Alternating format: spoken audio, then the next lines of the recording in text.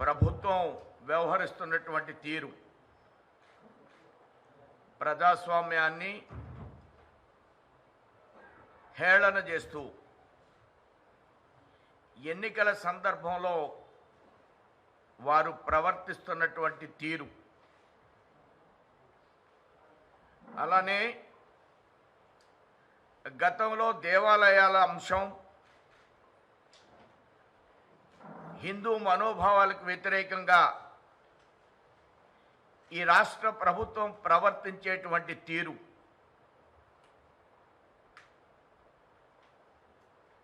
అలానే రాష్ట్రాన్ని త్వరితగతంగా అభివృద్ధి చేయడానికి ఎలాంటి అంశాలను తీసుకుంటే రాష్ట్రం ఇంకా ప్రగతి పదంలోకి ముందుకు వెడుతుంది అనే అంశాల్ని రాష్ట్రంలో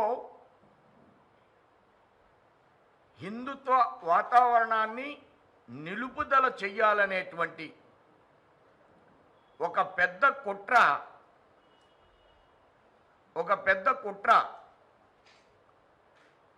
పాలకపక్షం ప్రతిపక్షం రెండు కలిపి నిరోధించాలి అనే ఆలోచన చేస్తున్న సందర్భంలో స్టీల్ ప్లాంట్ అంశాన్ని వారు తీసుకుని ఆందోళన చేస్తున్న సందర్భాల్లో ఈ అంశాలన్నింటినీ కూడా కేంద్ర ప్రభుత్వం దృష్టికి తీసుకువెళ్ళాలనేటువంటి ఆలోచనతో పార్టీ అధ్యక్షుల్ని, స్టీల్ ప్లాంట్ మంత్రిని,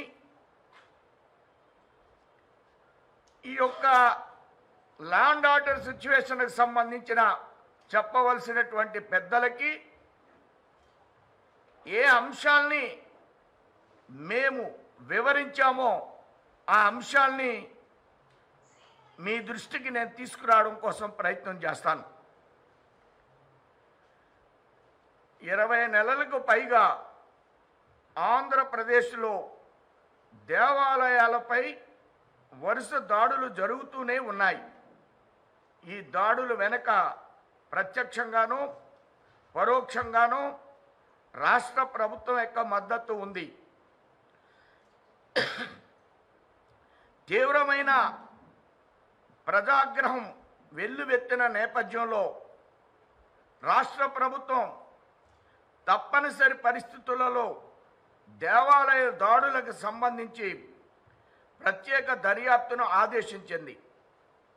అయితే ఇది ఒక కంటి తుడుపు చర్యలా కనబడుతుంది. దేవాలయాలపై దాడులు పునరావృతం కావడం అనేది హిందూ భక్తుల మనోభావాలను దెబ్బతీయడానికి, వారిని అవమానించడానికి, వారు తమ రక్షణ విషయంలో భయపడేలా చేయడం, మత మార్పిడికి అనుకూలమైనటువంటి వాతావరణాన్ని నిర్మాణం చేయడం క్రిస్టియన్ మిషనరీలు చేస్తున్న కుట్ర అని బీజేపీ నేతలు, భారతీయ జనతా పార్టీ నమ్ముతున్నారు. రామతీర్థంలో రాముని విగ్రహం యొక్క తలను వేరు చేసిన సంఘటన తరువాత పాలక వైసీపీ మరియు టీడీపీ నేతలను ఆలయాన్ని సందర్శించడానికి అనుమతించిన వారు బీజేపీ నేతలను ఆలయాన్ని సందర్శన చేయకుండా అడ్డుకోవడానికి రాష్ట్ర వ్యాప్తంగా బీజేపీ నేతలను, కార్యకర్తలను అదుపులోకి తీసుకున్నారు.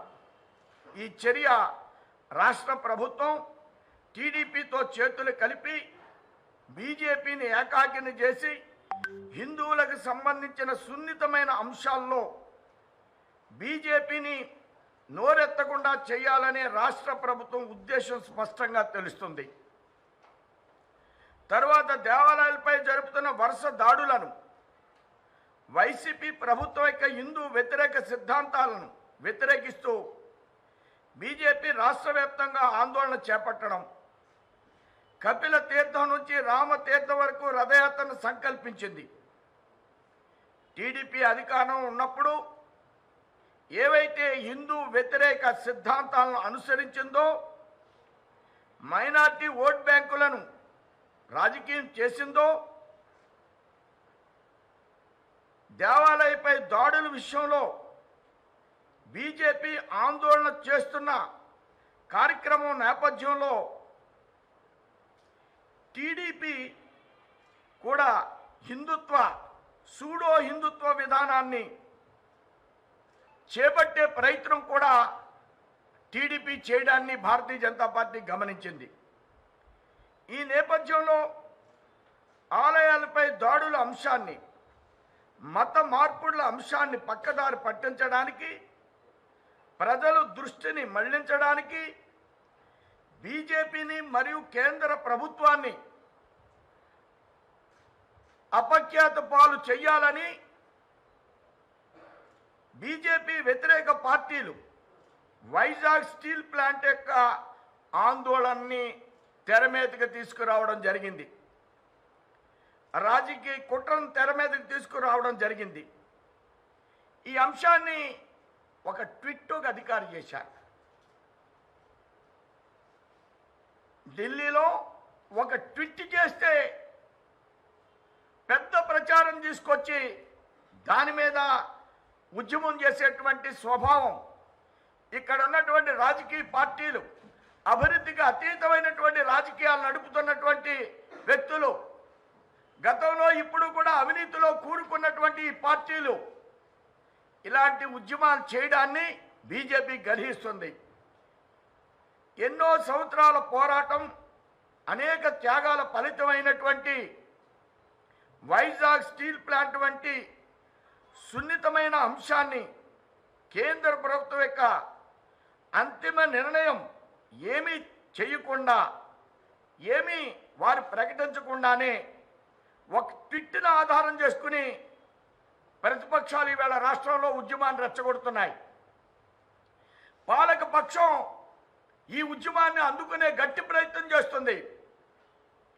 స్టీల్ ప్లాంట్కి చెందిన ఉద్యోగులు రాష్ట్రంలో బీజేపీ వ్యతిరేక పార్టీల స్వార్థం కొరకు వారిని రెచ్చగొట్టబడుతున్నారు. ఆలయాల దాడుల విషయంలో ప్రజల దృష్టిని మళ్లించడానికి వైసీపీ నేపథ్యంలో రచించిన కుట్ర ఇది. బీజేపీ జనసేన కూటమి 24లో తమకు గట్టి ప్రత్యామ్నాయం అవుతుందని భావించి టీడీపీ కూడా ఈ స్టీల్ ప్లాంట్ విషయాన్ని పెద్ద ఎత్తున భావోద్వేగాలు రెచ్చగొట్టాలనేటువంటి గట్టి ప్రయత్నం టీడీపీ కూడా చేయడం సహజమైనటువంటి ప్రక్రియ. ఆలయాలపై దాడుల విషయాన్ని బీజేపీ లేవనెత్తడాన్ని నిరోధించేందుకు గాను వైసీపీ, టీడీపీ, సిపిఐ, సిపిఎంలు అన్ని వైజాగ్ స్టీల్ ప్లాంట్ని, ఉద్యోగుల్లో స్టీల్ ప్లాంట్ యొక్క అంశాన్ని, ఉద్యోగుల్లో అభద్రతా భావాన్ని కలుగు చేసి అవాస్తవాలను ప్రచారం చేసేటువంటి గట్టి ప్రయత్నం ఈ రాష్ట్రంలో వారు చేస్తున్నారు. బీజేపీ యొక్క బృందం ఢిల్లీలోని కేంద్ర మంత్రులను కలిసి స్టీల్ ప్లాంట్ ఉద్యోగులు రక్షించడానికి అనేక రకాల ఆల్టర్నేటివ్స్ని, ప్రత్యామ్నాయాల్ని, ప్రతిపాదనలు అందజేయడం జరిగింది. ప్రభుత్వానికి దీని మీద అంతిమంగా వేరే ఆలోచన లేనప్పటికీ ప్రజల్లో కొన్ని భావాలు నిర్మాణం చేసినటువంటి సందర్భంలో ఆల్టర్నేటివ్స్ను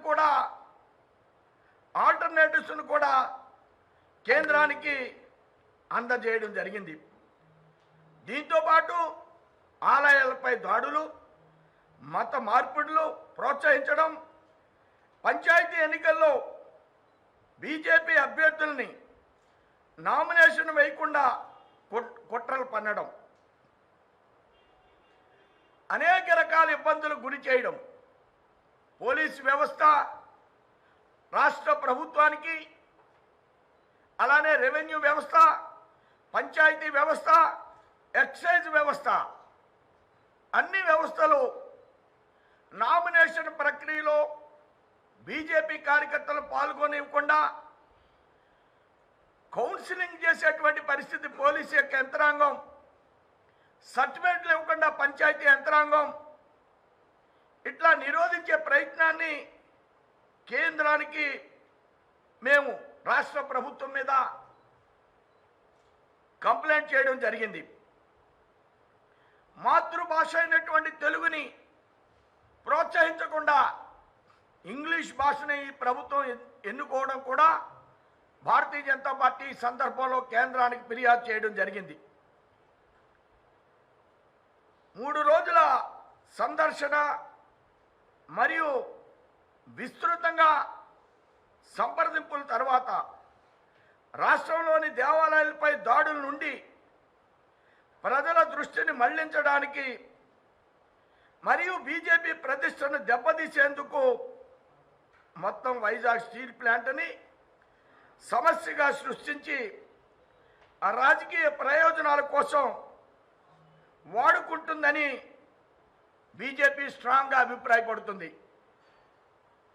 కమ్యూనిస్టులు, వైసీపీ, టీడీపీ మరియు కాంగ్రెస్లు తమ తమ రాజకీయ ప్రయోజనాల కోసం ఉద్యోగుల్లో భయాలను సృష్టించడానికి వ్యాప్తి చేస్తున్న పుకార్లతో పక్కదారి పట్టవద్దని ఆంధ్రప్రదేశ్ బీజేపీ స్టీల్ ప్లాంట్ ఉద్యోగులకి విజ్ఞప్తి చేస్తుంది.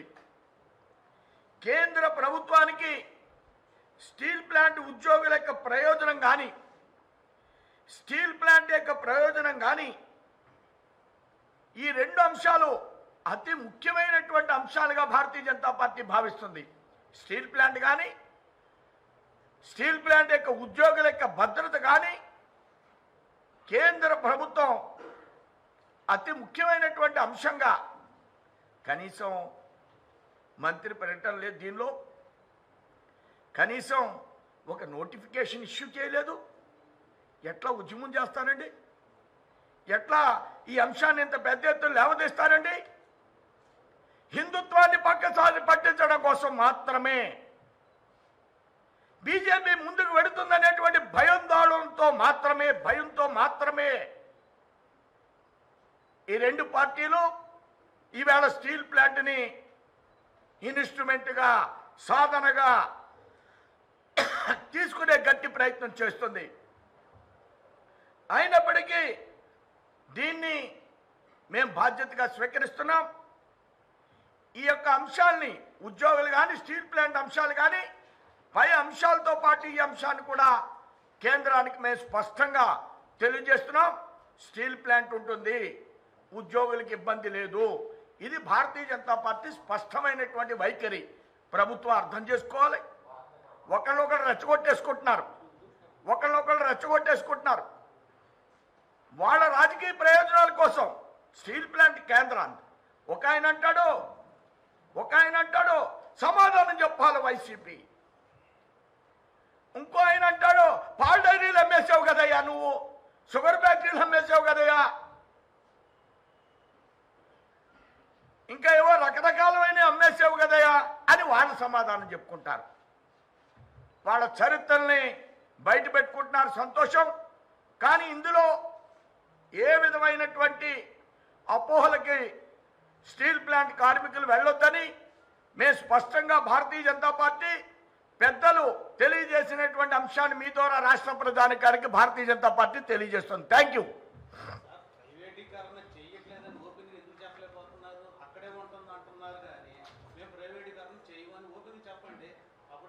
అక్కడే ఉంటుందంటే అంశం అదే, ఆలోచన అదే, వాస్తవం అదే.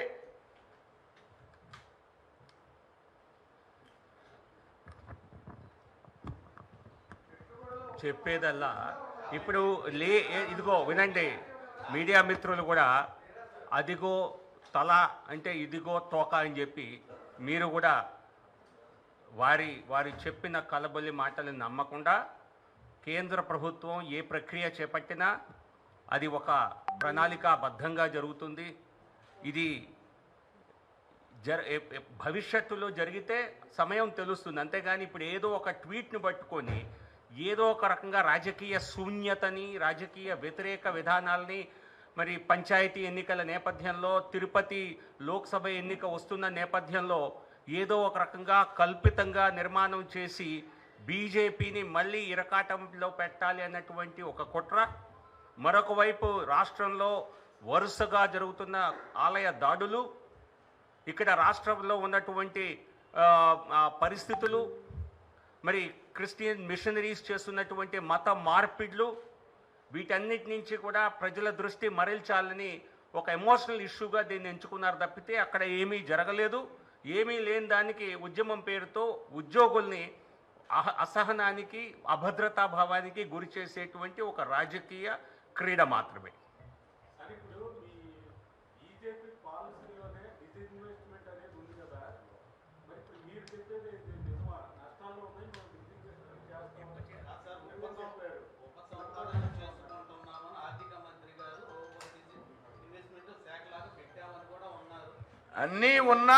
అన్నీ ఉన్నా స్టీల్ ప్లాంట్ రక్షింపబడుతుంది.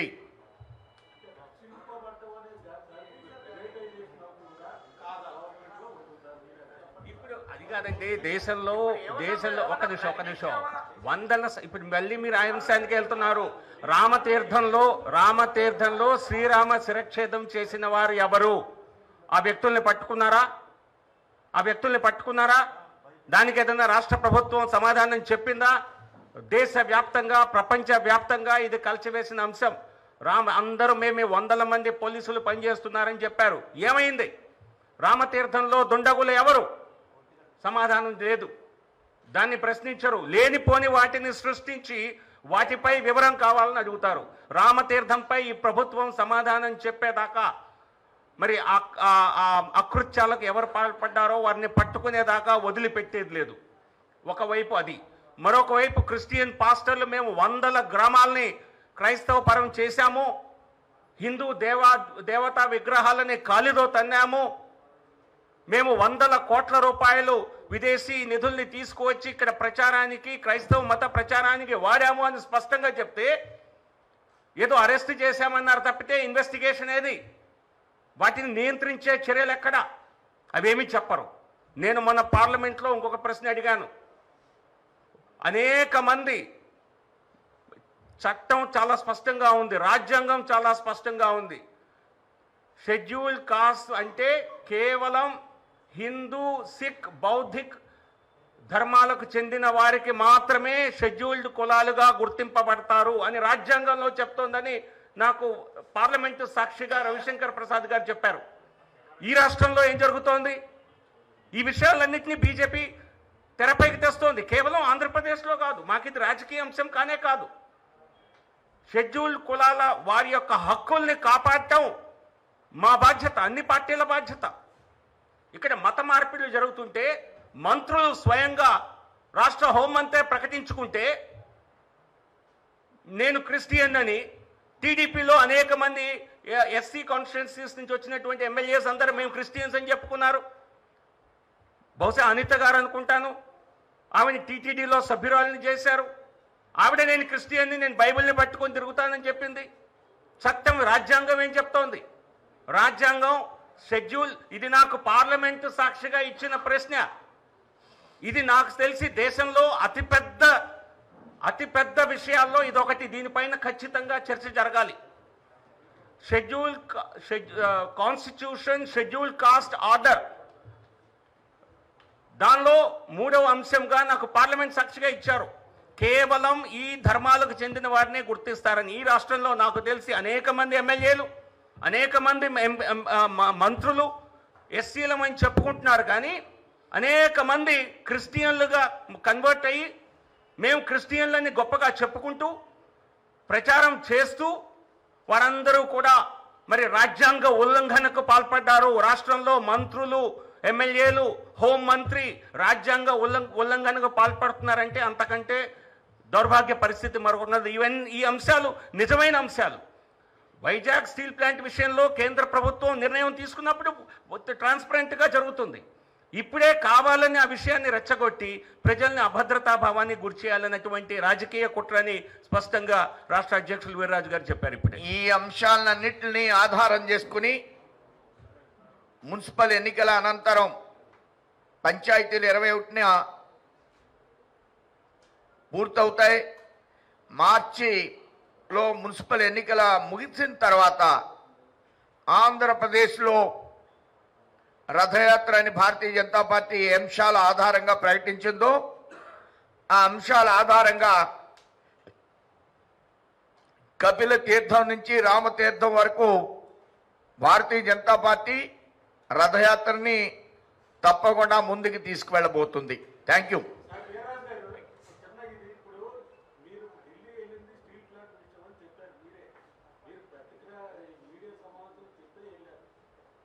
ఇవన్నీ మాట్లాడితే మీకు ఏమన్నా అభ్యంతరమా? ఇవి మాట్లాడకూడదు, అది ఒక్కటే మాట్లాడాలా? మేం చెప్తున్నాం, మేము వాటితో పాటు దీన్ని మాట్లాడాలి. ఎందుకు మీకు అంత ఇబ్బంది? ఏమండి, ఏమీ జరగని దాని గురించి మీరు అంత ఆందోళన చెప్తున్నారు. జరిగిన వాటి గురించి ఆందోళన చేస్తే అర్థం చేసుకోరే. కనీసం కాదు అన్ని అంశం మేమేం కంగారు పడం, మేమేమి కంగారు పడం. మీరు ఒక అంశాన్ని స్వీకరిస్తున్నారు, అది జరగనటువంటి అంశం, టిట్టు ద్వారా జరిగినటువంటి అంశం. అది కాదు రాష్ట్రంలో ఎన్నికల్లో ప్రజాస్వామ్యాన్ని పరిరక్షిస్తూ అపహాస్యం చేస్తూ ప్రజాస్వామ్యాన్ని ఎవరిని నామినేషన్లు వేయకుండా అనేక కేసులు పెట్టేస్తుంటే ఇవి చెప్పొద్దండి కేంద్రానికి. అనేక కేసులు పెట్టేస్తుంటే ఇనానిమిటీ అని ప్రకటించుకుంటుంటే లెక్కింపుల సందర్భంగా తీవ్రంగా ఆ లెక్కింపులు వాళ్ళవేం చేస్తే అనేకమైన అసెంబ్లీలో 76 ఉన్నటువంటి అసెంబ్లీలో 73కి ఇనానిమిటీ జరిగిపోతుంటే ఇది సమస్య కాదండి. ఇది చెప్పకూడదు ఆ కేంద్రానికి. మేము ఎందుకంటే మమ్మల్ని నిరోధిస్తారు మీరు అడిగిన దానికే నేను సమాధానం చెప్పాను. మీరు అడిగింది మాట్లాడాం, రాష్ట్రంలో ఉన్న పరిస్థితుల్ని వివరించాం. మీరు అడగాలి అనుకున్నది మేము అడగండి.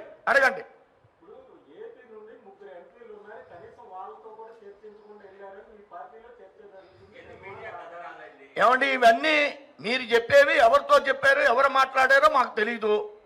మీగా ఊహించుకుని సమాధానాలకి మీ ప్రశ్నలకి నేను సమాధానం చెప్పలేను.